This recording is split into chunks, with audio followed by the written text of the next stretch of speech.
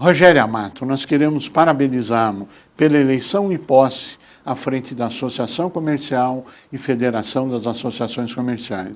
Desejamos pleno êxito e sucesso na sua gestão. Aproveitando esse evento, nós queremos relembrar-nos desta campanha.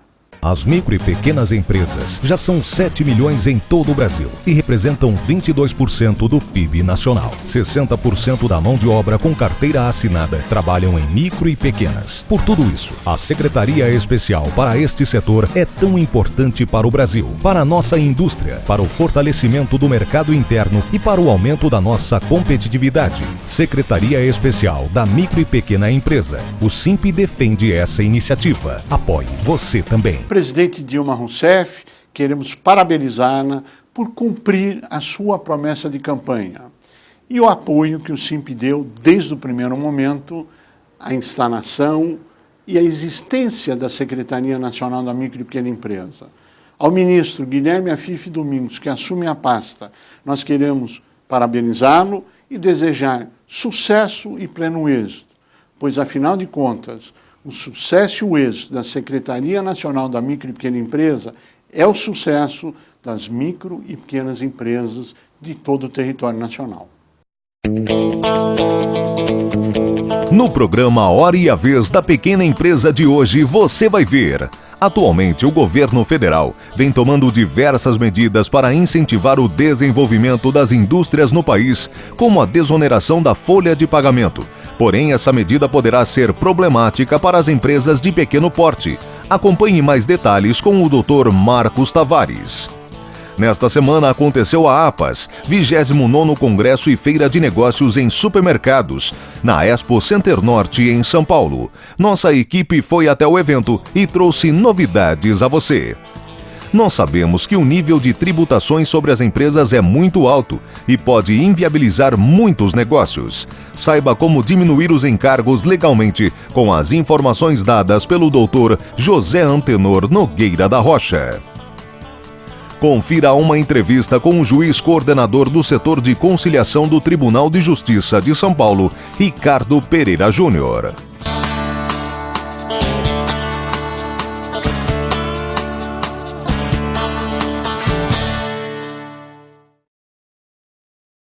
No Brasil, o nível de tributações sobre as empresas é muito alto e pode inviabilizar muitos negócios.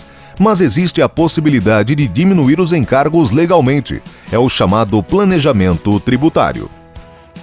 O empresário ele pode buscar normas dentro do direito aonde ele possa segregar operações dele ou mesmo não de uma forma abusiva, como a gente pode dizer, abusar do direito, mas de fazer com que tenha maior efetividade ou maior eficiência e haja a economia tributária em si.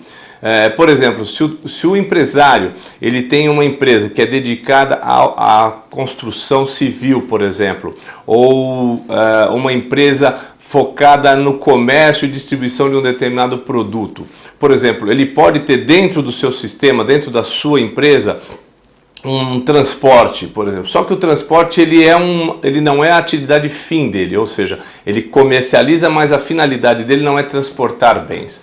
Ele pode simplesmente contratar uma empresa de transportes, termina com essa empresa de transporte dele, ou seja, ele encerra as atividades dessa empresa de transporte e contrate uma empresa de transporte, uma ou duas diferentes empresas de transporte. Essa despesa, que antes era interna e não gerava nenhum tipo de limitação ou de economia para ele, passa a gerar economia a partir do momento que a despesa de transporte, como ela está ligada diretamente ao negócio, na parte de faturamento e da receita, ela pode sim ser abatida da receita, do PIS, da despesa, do PIS e COFINS.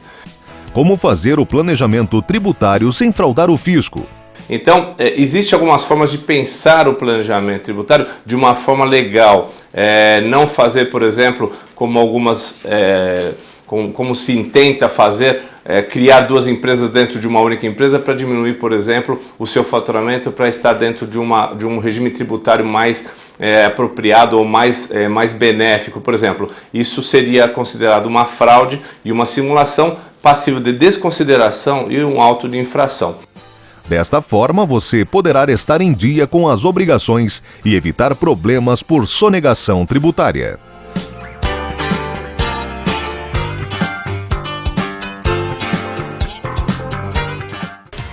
Entre os dias 6 e 9 de maio aconteceu a APAS, 29º Congresso e Feira de Negócios em Supermercados, no Expo Center Norte, em São Paulo. A feira é a mais importante do setor em todo o mundo.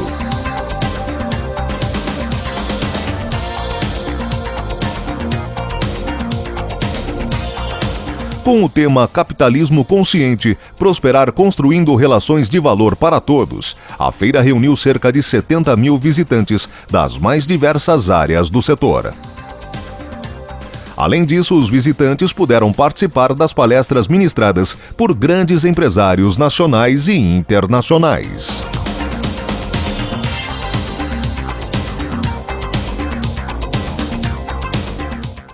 A desoneração da folha de pagamento, uma questão bastante comemorada por vários setores industriais, um pleito antigo que já vinha sendo apresentado ao governo, tem gerado algumas controvérsias e até mesmo algumas distorções. O que acontece é que, embora para muitos haja uma redução efetiva do custo em relação à desoneração da folha, pois a incidência, em vez de se recolher 20% sobre a folha de salários, esse recolhimento passaria a ser entre 1% e 2% sobre o faturamento. Para muitas empresas, esse 1% ou 2% sobre o faturamento acaba gerando um custo ainda maior do que os 20% sobre o total da folha, principalmente quando se trata de empresas com mão de obra menos intensiva, onde se tem mais equipamento ou mais tecnologia e menos mão de obra. Nesse caso, não houve desoneração, mas houve um incremento nos custos previdenciários. Outro ponto também é que essa desoneração ela leva em consideração não a atividade econômica da empresa, mas os produtos que ela fabrica. Então, você vai ter situações em que parte da produção da empresa é calculada sobre faturamento, parte da produção tem o cálculo da Previdência Social feito sobre a folha de salários. Isto tem gerado várias confusões, vários questionamentos e acaba sendo também um custo adicional, quando se aumenta o trabalho, a burocracia para a apuração efetiva da contribuição previdenciária a ser paga. Agora, numa outra questão, o maior prejudicado em tudo isso acaba sendo o micro e pequeno empresário. Agora, um outro aspecto extremamente relevante e mais preocupante é em relação às microempresas, às empresas de pequeno porte. Isso porque, para muitas, mesmo obrigadas nessa questão da desoneração com o cálculo das contribuições previdenciárias sobre o seu faturamento, essas sim, em grande parte, têm pago mais contribuição previdenciária nesse cálculo sobre a sua receita do que sobre a folha de salários. Portanto, acaba sendo uma medida que beneficia as médias e as grandes indústrias, mas que tem gerado prejuízo, ou melhor, tem gerado uma elevação nos custos tributários das empresas de pequeno porte e das microempresas. Quando se fala, então, da microempresa ou empresa de pequeno porte optante do Simples, a distorção ainda fica maior, porque pelo cálculo do Simples, a parte previdenciária calculada sobre o faturamento é em torno de 4%, ao passo que, na desoneração, as grandes empresas, as médias empresas estão pagando, nesse cálculo sobre faturamento, 1% a 2% só de contribuição previdenciária. A alíquota é de 1 a 2% para médias e grandes empresas, enquanto para microempresa e empresa de pequeno porte optante do Simples, a alíquota é de 4% sobre o faturamento. Essas distorções precisam ser corrigidas. Melhor medida seria dar o direito do próprio contribuinte optar. Ele faz a conta e vai poder optar se ele quer entrar no sistema de cálculo previdenciário sobre o faturamento ou sobre a folha, para que determinar o que é o mais vantajoso, o que é o mais equilibrado. E em relação à aplicação das alíquotas, se para as grandes empresas se pode exigir uma alíquota de 1 a 2% sobre o faturamento, em relação à opção do Simples, deveria ser, no mínimo, a mesma alíquota, e não o dobro ou 4 vezes a alíquota fixada para as empresas de médio e grande porte. Portanto, estamos trabalhando, o Simples está trabalhando também nessa questão. Já há projetos de lei para corrigir essas distorções e o Simples vai atuar para que essa distorção seja corrigida e que realmente se faça cumprir a Constituição, onde o tratamento tem que ser diferenciado para a micro e pequena empresa, mas diferenciado no sentido de ser menos oneroso, de ser um estímulo para uma microempresa, para a empresa de pequeno porte, e não diferenciado para que ela pague mais imposto, mais tributo do que as grandes e as médias empresas. Você está assistindo A Hora e a Vez da Pequena Empresa.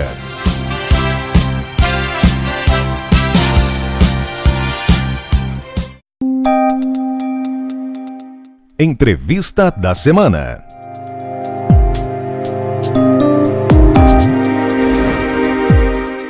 O nosso convidado de hoje tem um currículo extremamente extenso e eu vou ler só um pedacinho. Ele é graduado em Direito pela Universidade de São Paulo, USP. Realizou curso de especialização sobre o sistema legal americano na Universidade Loyola de Nova Orleans e de Administração Judicial no Institute of Advanced Legal Studies na Universidade de Londres. É doutor em Filosofia do Direito pela Universidade de São Paulo. Foi nomeado juiz coordenador do Centro Judiciário de Solução de Litígios e Cidadania da capital. Nosso convidado de hoje é o Dr. Ricardo Pereira Júnior. É um prazer tê-lo conosco. Prazer é todo meu. O senhor hoje é responsável pela área de solução de conflitos de forma negocial. Qual é a diferença entre mediação, arbitragem e conciliação? Na realidade, os três são uma alternativa ao processo tradicional, aquele processo que todo mundo conhece, em que o advogado entra com o processo, chama-se a parte contrária, apresenta-se contestação, aí o juiz, à luz da prova produzida, ele vai fazer uma sentença, vai declarar uma sentença ali. Na arbitragem, mediação e conciliação, o que acontece? As próprias partes elas vão decidir o litígio de uma maneira alternativa. Não vai ser um juiz, portanto, que vai decidir a causa, né? Na arbitragem, basicamente, o que nós temos? Nós temos um árbitro privado. As próprias partes podem nomear uma pessoa que pode até mesmo não ter conhecimento na área jurídica. Vamos imaginar um engenheiro ou um arquiteto, e essa pessoa vai verificar ali qual é o motivo da desavença entre as partes e vai proferir uma decisão. Por força de contrato, essa decisão é vinculativa a ambas as partes, né? Então, nós temos algo que é muito parecido com uma decisão judicial, mas gerada por uma pessoa ou por uma entidade privada, né? Quando a gente fala em mediação e conciliação, aí o que acontece? As partes, principalmente as partes, é que vão agir com preponderância, né? Na conciliação, nós temos um conciliador que faz propostas para tentar resolver o problema das partes. Na mediação a gente tem um processo muito mais liberal, em que as próprias partes vão fazer as propostas para resolver os seus problemas, sendo que o mediador, na realidade, ele é um facilitador desse processo de negociação. Seria correto dizermos que hoje o Poder Judiciário, como um todo, apoia a iniciativa de conciliação? Sim, com certeza. Hoje o Judiciário do Estado de São Paulo, só a Justiça Estadual, tem 20 bilhões de processos. 20 milhões? 20 milhões de processos. Nossa metodologia de trabalho para solucionar esses litígios é muito complicada. Infelizmente, o que a gente deveria fazer? Guardar esse procedimento processual, que é mais complicado, que exige a produção de peças, provas, para as causas mais difíceis, para as causas mais complicadas. E, ao mesmo tempo, tentar fornecer à população em geral um outro caminho para que ela possa resolver os seus problemas de uma forma mais ágil, de uma forma mais efetiva, de uma maneira menos formal, ou seja, maior informalidade do que o Poder Judiciário tradicional. E justamente por isso o Poder Judiciário tomou para si a indução desse movimento de mediação e de conciliação dentro mesmo da própria justiça. Se nós olharmos para o processo de conciliação, E todo mundo acha que o problema dele é o maior do mundo, né? E aí está instaurado um conflito. Seria, na sua avaliação, importante a informação para as pessoas, a conscientização das pessoas, que talvez o melhor caminho para resolver qualquer problema seja através da negociação? Sim, sem sombra de dúvida. Hoje, o que acontece? Nós temos muitas leis. Então, às vezes, a gente tem uma determinada lei que é votada por um lado, buscando atender um interesse específico, e depois uma outra lei é voltada por um outro lado, buscando atender um outro interesse específico, e a interpretação conjunta dessas leis acaba se tornando complicada, né? As pessoas, elas acreditam, esses dois grupos, em tese, eles têm direitos hipoteticamente conflitantes, né? E para a gente dar a solução a esse tipo de problema, o que é importante? A gente buscar um caminho de convivência de direitos. As pessoas hoje têm que entender que todo mundo tem uma parcelinha de razão e precisa se implementar justamente a viabilidade de convivência desses direitos. A pessoa saber onde termina o direito dela e onde começa o direito do outro. E isso vai ser feito através de um processo de negociação, muito mais fácil do que através de um processo em que o juiz impõe às partes, dita às partes aquilo que deve ser feito à luz da lei. Principalmente porque hoje a gente tem uma pluralidade de recursos, riscos de interpretações duvidosas, e nesse meio tempo o problema vai se perenizando. O problema continua e depende de solução. Se a gente trata esse conflito através de uma mediação ou de uma conciliação, as partes vão conseguir resolver o problema delas especificamente de um jeito mais simples e muito mais rápido do que através de um processo judicial. Seria correto dizer que o Poder Judiciário inova profundamente quando ele apoia a conciliação, ou seja, que os juízes que têm papel fundamental na aplicação da justiça, etc., eles são treinados a conciliar, mas não são treinados a negociar?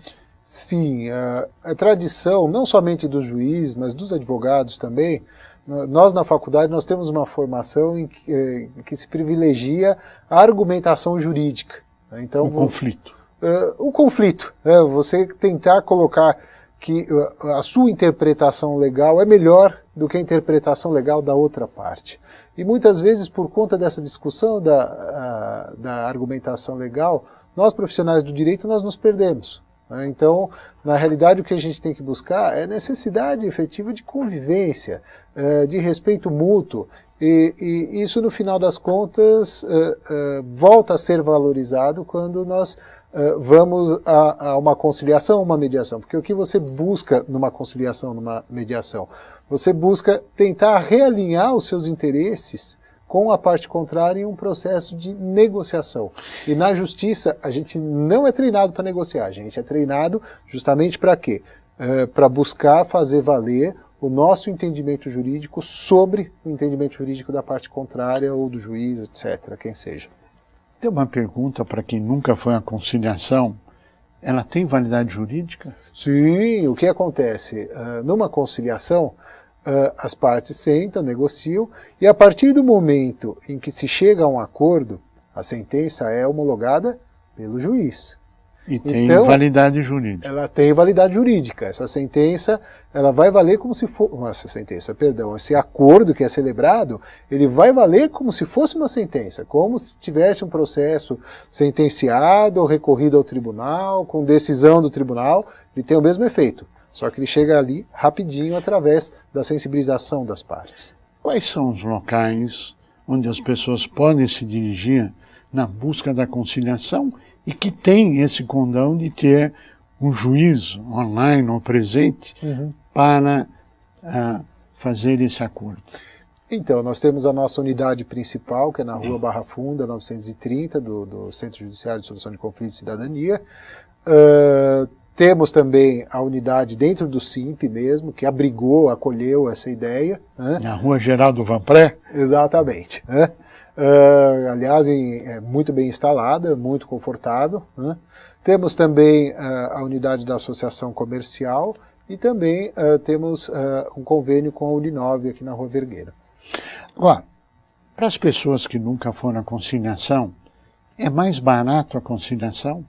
Tem algum custo? Elas pagam alguma coisa? Absolutamente nada. Justamente porque o tribunal quer abrir uma outra porta de atendimento que não a velha porta de atendimento da sentença, que era o único produto que o judiciário ofertava à população até então.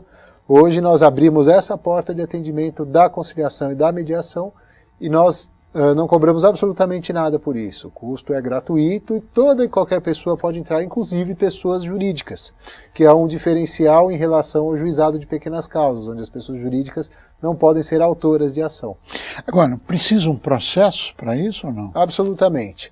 A pessoa comparece a um desses postos de atendimento, ela oferta a reclamação dela, emite-se por um sistema completamente informatizado, uma carta convite à parte contrária, e o próprio sistema já gera a data da sessão de conciliação. Gera-se também no ato já a cartinha convite à parte contrária, e no dia da sessão da conciliação as partes sentam, negociam, né, com a presença de um mediador ou de um conciliador, e havendo acordo, esse acordo é lavrado no termo, é lançado no sistema e é homologado judicialmente. Então, ele vale como se fosse uma sentença. Bem, o índice de êxito nesse conflito atinge 10%? Não, justamente porque nós temos conciliadores e mediadores que são qualificados, que fizeram curso para resolver os conflitos das pessoas que buscam esses órgãos, nós temos um índice de acordo muito alto. Nosso índice de acordo dá, na média, 77%. 77%? 77%. Em que prazo, na média? Da hora que ele entra com seu pleito para conciliar até um acordo final, na média, existe um prazo aproximado? Sim, nós temos um prazo aí de 45 dias a 2 meses no máximo. Então, em 2 meses, no pior cenário, 77% das pessoas chegam ao entendimento via conciliação. Perfeitamente. É de graça, não precisa processo, o que precisa é se desvestir um pouquinho da vaidade do conflito e ter o bom senso da conciliação. Exatamente. E isto é o que o senhor preside hoje, dirige hoje no Tribunal de Justiça de São Paulo. Exatamente. E um ponto importante, normalmente, as pessoas não pensam muito nisso. Quando elas entram com o processo, às vezes a pessoa ganha o processo, mas a gente tem a segunda parte do processo, que é a execução, que é tornar concreto aquilo que o juiz determinou no papel. E muitas vezes a gente não consegue executar essa sentença justamente por quê? Porque a decisão foi imposta à parte contrária. Ali, quando a gente tem um acordo através do processo de negociação da mediação ou conciliação, o que a gente tem? A gente tem o cumprimento voluntário disso. Então, menos de 6% dos nossos acordos, eles geram execução. Então as partes cumprem espontaneamente aquilo que elas mesmas se propuseram. É uma questão de palavra. Né? Parabéns. Nós chegamos ao final do nosso tempo. Eu pediria as suas considerações finais. Nós convidamos a todos que conheçam aí as nossas dependências, em especial as dependências do SIMP, que estão em excelente estado, e busquem, ao invés da propositura de processos, previamente a tentativa de conciliação para resgatar justamente uma relação jurídica que já foi boa lá para trás, quando as partes fizeram um contrato que não deu certo. De repente a gente consegue trazer de volta o cliente, trazer de volta o parceiro comercial, através de um processo de negociação que vai restaurar a confiabilidade entre essas pessoas. Dr. Ricardo Pereira Júnior, nós queremos desejar muito êxito na sua gestão, que a conciliação realmente seja o grande caminho para o entendimento entre as pessoas, porque é melhor, é mais rápido, é eficiente e traz harmonia ao invés do conflito. Desejo muito sucesso e continue com essa história de sucesso de 77%. Parabéns. Obrigado. A você que esteve conosco, o nosso mais profundo agradecimento, com a certeza que estaremos juntos na semana que vem. Até lá!